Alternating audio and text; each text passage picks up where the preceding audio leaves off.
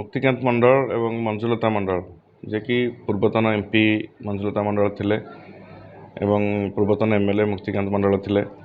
दल तांको पई बहुत करछि। सरपंच रु चेयरमैन रु एमएलए एमपी हवा दल नवीन आशीर्वाद रे से बहुत आगु को मध्य जाइथिले। किंतु बड़ दुर्भाग्यर कथा जे से सब बेले दल विरोधी कार्य रे लिप्त रहउथिले एवं भद्रक जिले में विजु जनता दल संगठन को दुर्बल करने तांकर उद्यम रहउथला एवं विभिन्न इलेक्शन रे से दल प्रति विश्वासघातकता करचंती, तंसकता करचंती।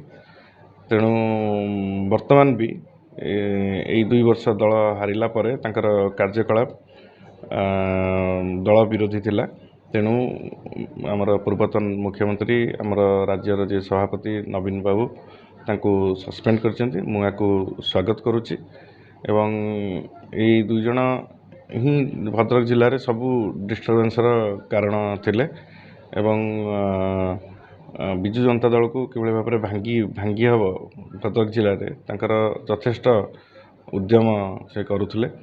तेणु यही दल विरोधी कार्यपाई दल सस्पेंड कर मु कहबी जे यह द्वारा भद्रक जिलार संगठन आहुरी सुदृढ़ हम एवं आगामी पंचायत निर्वाचन, एनएसी निर्वाचन एवं विधायक एवं एमपी निर्वाचन जो हम से बहुत भल प्रदर्शन दल करिवो।